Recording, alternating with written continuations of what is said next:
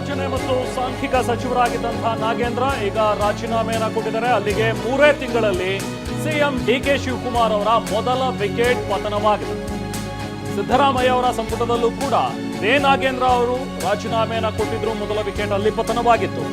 ಅದೇ ರೀತಿ ಸಿಎಂ ಆಗಿ ಡಿಕೆ ಶಿವಕುಮಾರ್ ಅವರು ಅಧಿಕಾರ ವಹಿಸಿಕೊಂಡ 3 ತಿಂಗಳಲ್ಲೇ ಮತ್ತದೇ ನಾಗೇಂದ್ರ ಅವರು ರಾಜೀನಾಮೆಯನ್ನ ಕೊಟ್ಟು ಹೊರ ನಡೆದಿದ್ದಾರೆ. ಪಕ್ಷಕ್ಕೆ ಮುಜುಗರ ಆಗಬಾರದು ಅಂತ ಹೇಳಿ ಈ ರಾಜೀನಾಮೆ ನಿರ್ಧಾರವನ್ನು ನಾನು ಮಾಡಿದ್ದೀನಿ ಅಂತ ಹೇಳ್ತಾ ನಾಗೇಂದ್ರ ಅವರು ಭಾವುಕರಾದ್ರು, ಕಣ್ಣೀರ್ ಹಾಕಿದ್ರು.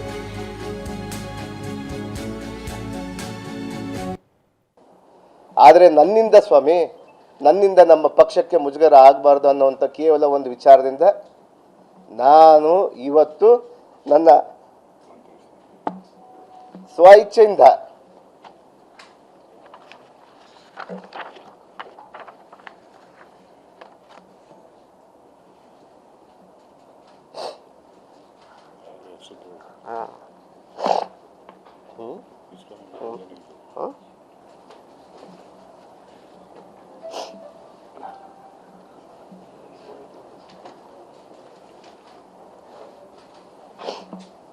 ನನ್ನ ಸ್ವ ಇಚ್ಛೆಯಿಂದ ನನ್ನ ರಾಜೀನಾಮೆಯನ್ನು ನಾನು ನನ್ನ ಮುಖ್ಯಮಂತ್ರಿಯವರಿಗೆ ನಾನು ಕೊಡ್ತಾ ಇದ್ದೀನಿ ನಾನು.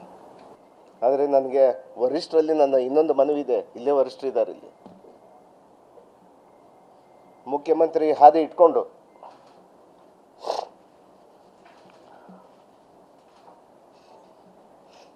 ನನಗೆ ಆಗಿರುವಂಥ ಅನ್ಯಾಯವನ್ನು ನಾನು ಮನವಿ ಮಾಡ್ತಾ ಇದ್ದೀನಿ ನಮ್ಮ ವರಿಷ್ಠರ ಜೊತೆಗೆ. ನಮ್ಮ ಖರ್ಗೆಜಿ ಸಾಹೇಬರಾಗಿರ್ಬೋದು, ರಾಹುಲ್ ಗಾಂಧೀಜಿಯವರಾಗಿರ್ಬೋದು, ಮಾನ್ಯ ನಮ್ಮ ಮಾಜಿ ಮಂತ್ರಿಗಳಾದ ಸಿದ್ದರಾಮಯ್ಯ ಸಾಹೇಬರಾಗಿರ್ಬೋದು, ನಮ್ಮ ಮುಖ್ಯಮಂತ್ರಿ ಆಗಿರ್ಬೋದು, ಮತ್ತು ಎಂಟೈರ್ ನಮ್ಮ ಇರುವಂಥ ಎಲ್ಲ ವರಿಷ್ಠರಿಗೆ,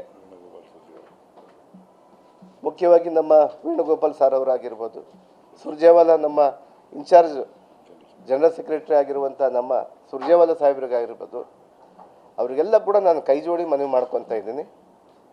ನನಗೆ ಒಂದು ಅವಕಾಶ ಕೊಡಿ. ಇದು ನನ್ನ ಬ್ಲ್ಯಾಕ್ ಮೇಲ್ ತಂತ್ರಗಾರಿಕೆ ಅಲ್ಲ. ನನಗೊಂದು ಅವಕಾಶ ಕೊಡಿ. ನಾನು ಮಂತ್ರಿ ಸ್ಥಾನಕ್ಕೆ ಅಲ್ಲ, ನನ್ನ ಶಾಸಕ ಸ್ಥಾನಕ್ಕೂ ನಾನು ತ್ಯಾಗ ಮಾಡ್ತೀನಿ. ಬನ್ನಿ ಅಖಾಡದಲ್ಲಿ ಹೋಗೋಣ ಅಂತ ಇದೇ ಮನುವಾದಿಗಳಿಗೆ ನಾನು ಚಾಲೆಂಜ್ ಮಾಡ್ತಾ ಇದ್ದೀನಿ, ಸವಾಲನ್ನು ಎತ್ತಾ ಇದ್ದೀನಿ. ಬನ್ನಿ ಜನತಾ ನ್ಯಾಯಾಲಯಕ್ಕೆ ಹೋಗೋಣ ಅಂತ. ನನ್ನ ಶಾಸಕ ಸ್ಥಾನಕ್ಕೂ ನಾನು ರಾಜೀನಾಮೆ ಮಾಡ್ತಾ ಇದ್ದೀನಿ ಇವತ್ತು. ಆದರೆ ನನಗೆ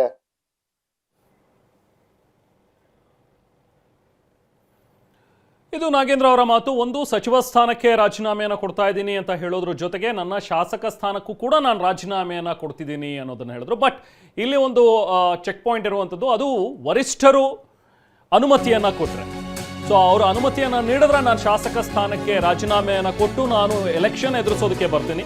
ನಿಮಗೆ ತಾಕತ್ತಿದ್ರೆ ನಮ್ಮ ಪಕ್ಷವನ್ನು ಎದುರಿಸಿ ಅಂತೇಳಿ ಬಿಜೆಪಿ ನಾಯಕರಿಗೆ ನೇರ ಸವಾಲನ್ನು ಹಾಕಿದ್ದಾರೆ. ನಾನು ನನ್ನ ಶಾಸಕ ಸ್ಥಾನಕ್ಕೆ ರಾಜೀನಾಮೆಯನ್ನು ಕೊಟ್ಟು ಜನತಾ ನ್ಯಾಯಾಲಯಕ್ಕೆ ಬರ್ತೀನಿ, ನೀವು ಬನ್ನಿ ಚುನಾವಣೆಗೆ.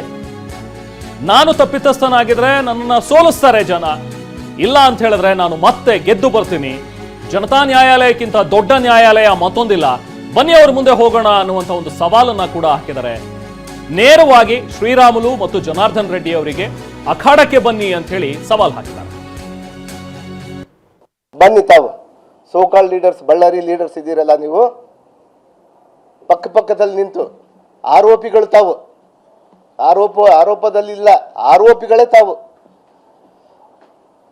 ತಮ್ಮ ತಂದೆ ಸೈನನ್ನು ಕೂಡ ಫೋರ್ಜರಿ ಮಾಡಿದ್ದಂಥವ್ರು. ಸದನದಲ್ಲಿ ಎಷ್ಟು ಜನದ ಮೇಲೆ ನಿಮ್ಮ ಮೇಲೆ 420 ಕೇಸ್ಗಳಿದ್ದಾವೆ. ನಮ್ಮ ಬಳ್ಳಾರಿ ಜಿಲ್ಲೆಯ ಸಲುವಾಗಿ ಇವತ್ತು ಸೋಕಾಲ್ ಲೀಡರ್ಸ್ ಆಗಿರುವಂಥ ಇವತ್ತು ಬಿಜೆಪಿ ನಾಯಕರಿಗೆ ನಾನು ಸವಾಲನ್ನು ಎಸ್ತಾ ಇದ್ದೀನಿ. ಬನ್ನಿ ಸ್ವಾಮಿ, ಜನತಾ ನ್ಯಾಯಾಲಯಕ್ಕೆ ಹೋಗೋಣ ಬನ್ನಿ. ನಾನು ಇವತ್ತು ರಾಜೀನಾಮೆ ಮಾಡಿ ಬರ್ತೀನಿ. ನಾನು ನಿನಗೆ ತಾಕತ್ತಿದ್ರೆ ನಮ್ಮ ಪಕ್ಷವನ್ನು ಎದುರಿಸ್ತೀನಿ, ನೋಡ್ತೀವಿ ನಾವು. ನಮ್ಮ ಕಾಂಗ್ರೆಸ್ ಪಕ್ಷವನ್ನು ತಾವು ಪಾತ್ರ ಮಾಡ್ಕೊಂಡು ಬರ್ತಾ ಇದ್ರಲ್ಲ ಸ್ವಾಮಿ. ನಮ್ಮ ಮುಗ್ಧ ಜನರು ಯಾರು ಕೂಡ ಮುಗ್ಧರಿಲ್ಲ. ತಮ್ಮ ಗೊಡ್ಡು ಬೆದರಿಕೆಗೆ ಯಾರು ಬೆದರೋದಿಲ್ಲ. ಇವತ್ತೇನು ಇನ್ನೊಂದು ಕೇಸ್ ಮಾಡ್ಬೋದು ನನ್ನ ಮೇಲೆ, ಇಡಿ ಸಿಬಿಐ ಮತ್ತೆ ಬಿಡ್ಬೋದು ಅವರು. ಎದುರಲ್ಲ ಸ್ವಾಮಿ. ನನ್ನಂತ ನಾಗೇಂದ್ರಗಳು ಲಕ್ಷ ಜನ ಇದ್ದಾರೆ ನಮ್ಮ ಬಳ್ಳಾರಿಯಲ್ಲಿ. ಬನ್ನಿ ನೋಡೋಣ ಅಂತ. ನಾನು ರಾಜೀನಾಮೆ ಮಾಡ್ತೀನಿ, ಇವತ್ತು ಜನತಾ ನ್ಯಾಯಾಲಯಕ್ಕೆ ಇಡೋಣ ಅಂತ.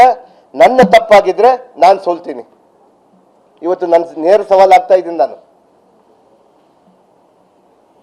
ಇವತ್ತೇನು ರೆಡ್ಡಿ ರಾಮುಲು ಅಂತೇಳಿ ಬಲಿಷ್ಠರು BJPಯಲ್ಲಿ ಕುತಂತ್ರಿಗಳಂತೇಳಿ ನೀವು ಹೇಳ್ತಾ ಇದ್ದೀರಲ್ಲ, ತಮ್ಮ ಕುತಂತ್ರದಿಂದ ನನಗೆ ಏನು ಮಾಡಿದ್ರಿ ಅಂತೇಳಿ ನನಗೆ ನೋವಿದೆ. ನನಗೆ ಬನ್ನಿ ಸ್ವಾಮಿ, ನಾನು ರಾಜೀನಾಮೆ ಮಾಡ್ತೀನಿ. ರಾಮುಲು ಅಣ್ಣ ಬಾಣ, ನೀನೇ ಬಾ. ನಾನು ಹಗರಣ ಮಾಡಿಬಿಟ್ಟಿದ್ದೀನಿ. 187 ಕೋಟಿ ಯಾರ್ಯಾರಿಗೋ ಕೊಟ್ಟಿದ್ದೀನಿ. ರಾಹುಲ್ ಗಾಂಧೀಜಿ ಅವ್ರ ಮನೆಗೆ ಕಳಿಸಿದ್ದೀನಿ, ಇನ್ನೊಬ್ಬರು ಕಳಿಸಿದ್ದೀನಿ ಅಂತ ಹೇಳ್ತೀಯಲ್ಲಪ್ಪ. ಬಾ, ನ್ಯಾಯಾಲಯಕ್ಕೆ ಹೋಗೋಣ ಬಾಪ್ಪ, ಜನತಾ ನ್ಯಾಯಾಲಯಕ್ಕೆ ಬಾ. ನೀನು ಸವಾಲನ್ನು ಸ್ವೀಕಾರ ಮಾಡ್ಬೇಕು. ಬನ್ನಿ ತಾವು ಸೋಕಾಲ್ ಲೀಡರ್ಸ್, ಬಳ್ಳಾರಿ ಲೀಡರ್ಸ್ ಇದ್ದೀರಲ್ಲ, ನೀವು ಪಕ್ಕದಲ್ಲಿ ನಿಂತು ಇನ್ನು ನಾಗೇಂದ್ರ ರಾಜೀನಾಮೆಗೆ ಸಿಎಂ ಯಾವುದೇ ರೀತಿಯಾದಂತಹ ಪ್ರತಿಕ್ರಿಯೆ ಕೊಟ್ಟಿಲ್ಲ. ವಿನಾಯಕ್ ಪ್ರತಿನಿಧಿ ಪ್ರಶ್ನೆ ಕೇಳ್ತಾ ಇದ್ದಂತೆ ಸಿಎಂ ಸೈಲೆಂಟ್ ಆಗಿದ್ದಾರೆ, ಏನು ಉತ್ತರ ಕೊಟ್ಟಿಲ್ಲ. ಪ್ರತಿಕ್ರಿಯೆ ಕೊಡದೇನೆ ಸ್ಥಳದಿಂದ ತೆರಳಿದ್ದಾರೆ ಸಿಎಂ ಡಿಕೆಶಿ. ಇತ್ತ ನಾಗೇಂದ್ರ ಅವರು ಯಾವ ರೀತಿಯಾಗಿ ಸವಾಲ್ ಹಾಗೆ ಮಾತನಾಡಿದ್ರು ಅನ್ನೋದನ್ನ ನೋಡ್ತಾ ಇದ್ವಿ ನಾವು. ಬಟ್ ಸಿಎಂ ಯಾವುದೇ ಪ್ರತಿಕ್ರಿಯೆಯನ್ನ ಕೊಟ್ಟಿಲ್ಲ. ರಾಜೀನಾಮೆ ಘೋಷಣೆ ಮಾಡಿದ್ದಾರೆ ಸರ್. ರಾಜೀನಾಮೆ ಪತ್ರ ನಿಮ್ಗೆ ಕೊಡ್ತಾರಂತೆ ಸರ್. ರಾಜೀನಾಮೆ ಘೋಷಣೆ ಮಾಡಿದ್ದಾರೆ ಸರ್. ರಾಜೀನಾಮೆ ಪತ್ರ ನಿಮ್ಗೆ ಕೊಡ್ತಾರಂತೆ ಸರ್. ರಾಜೀನಾಮೆ ಘೋಷಣೆ ಮಾಡಿದ್ದಾರೆ ಸರ್. ರಾಜೀನಾಮೆ ಪತ್ರ ನಿಮ್ಗೆ ಕೊಡ್ತಾರಂತೆ ಸರ್.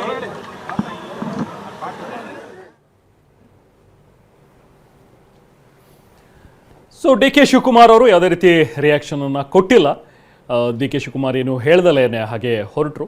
ಇನ್ನೊಂದು ಕಡೆ ಈಗ ನಾಗೇಂದ್ರ ಕೊಟ್ಟಿರುವಂತಹ ಒಂದು ರಾಜೀನಾಮೆ, ಸಚಿವ ಸ್ಥಾನಕ್ಕೆ ರಾಜೀನಾಮೆ ಕೊಟ್ಟಿದ್ದಾರೆ. ಅಲ್ಲಿಗೆ ಮೊದಲ ವಿಕೆಟ್ ಪತನವಾದಂತಾಗಿದೆ. ನಾವು ಪ್ರತಿನಿಧಿ ಪ್ರಮೋದ್ ಜಾನ್ ಆಗಿದ್ದಾರೆ, ಮಾತಾಡೋಣ. ಪ್ರಮೋದ್, ಈ ವಿಚಾರವನ್ನ 2-3 ದಿನಗಳ ಮುಂಚೆನೆ TV9 ಬ್ರೇಕ್ ಮಾಡಿತ್ತು, ಸುದ್ದಿಯನ್ನ ಬಿತ್ತರ ಮಾಡಿತ್ತು. ನಾಗೇಂದ್ರ ಅವರು ರಾಜೀನಾಮೆಯನ್ನು ಕೊಡೋದಕ್ಕೆ ಒಲವು ವ್ಯಕ್ತಪಡಿಸಿದ್ದಾರೆ. ಬಹುಶಃ ಅಂದುಕೊಂಡಂತಾದ್ರೆ ಇನ್ನೊಂದು 2-3 ದಿನದಲ್ಲಿ ಎಲ್ಲವೂ ಕೂಡ ಕ್ಲಿಯರ್ ಆಗುತ್ತೆ ಅಂತ ಹೇಳಿ. ಅದೇ ರೀತಿ ಈಗ ನಾಗೇಂದ್ರ ತಮ್ಮ ಸ್ಥಾನಕ್ಕೆ ರಾಜೀನಾಮೆಯನ್ನು ಕೊಟ್ಟಿದ್ದಾರೆ. ಅವರು ಕೊಟ್ಟಿರುವಂತಹ ಸಿಂಗಲ್ ರೀಸನ್, ಪಕ್ಷಕ್ಕೆ ಮುಜುಗರ ಆಗಬಾರ್ದು, ಹಾಗಾಗಿ ನಾನು ರಾಜೀನಾಮೆಯನ್ನು ಕೊಟ್ಟಿದ್ದೀನಿ ಅಂತ ಹೇಳಿ. ಅಟ್ ದ ಸೇಮ್ ಟೈಮ್ ಶಾಸಕ ಸ್ಥಾನಕ್ಕೂ ರಾಜೀನಾಮೆಯನ್ನು ಕೊಡ್ತೀನಿ ಅನ್ನುವಂಥದ್ದನ್ನು ಹೇಳಿದ್ರೆ, ಬಟ್ ಇದು ಜಸ್ಟ್ ಒಂದು ಸವಾಲು ಅನ್ನೋ ರೀತಿಯಲ್ಲಿ ಕಾಣಿಸ್ತಾ ಇದೆ. ಅದೇನೇ ಇದ್ರೂ ಕೂಡ what ever said and done, ಈಗ 3 ತಿಂಗಳ ಒಳಗೇನೆ DK ಶಿವಕುಮಾರ್ ಅವರ ಮೊದಲ ವಿಕೆಟ್ ಪತನವಾಗಿದೆ. ಪ್ರಮೋದ್.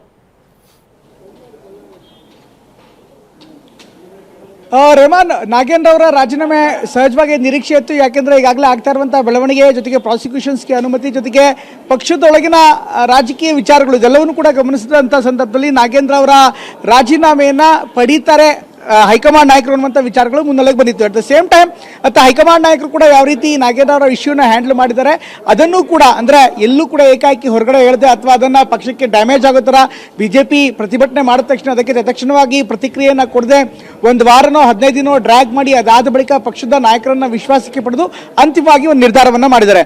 ಅಫ್ಕೋರ್ಸ್ ಇವತ್ತಿನ ಪತ್ರಿಕಾಗೋಷ್ಠಿಯನ್ನು ನೋಡ್ತಾ ಇದ್ರೆ ನಾಗೇಂದ್ರ ರಾಜೀನಾಮೆ ಕೊಡ್ತಾರೆ ಅನ್ನುವಂಥ ಸೂಚನೆ ಮೊದಲೇ ಇತ್ತು. ಮುಖ್ಯಮಂತ್ರಿಗಳು ಹೇಳೋ ಬದಲಾಗಿ ನಾಗೇಂದ್ರ ಅವರೇ ಅವರಾಗೆ ಸ್ವ ಇಚ್ಛೆಯಿಂದ ರಾಜೀನಾಮೆ ಕೊಟ್ಟಿದ್ದಾರೆ. ಸಂಪೂರ್ಣವಾಗಿ ಇಲ್ಲಿನ ಪತ್ರಿಕಾಗೋಷ್ಠಿಯ ಅಂಡರ್ಲೈನ್ ಅಂದ್ರೆ ಸ್ವ ಇಚ್ಛೆಯಿಂದ ರಾಜೀನಾಮೆ ಕೊಟ್ಟಿದ್ದಾರೆ ಅನ್ನುವಂಥದ್ದು ಇಲ್ಲಿನ ಹೈಲೈಟ್ ಆದಂತಹ ವಿಚಾರ.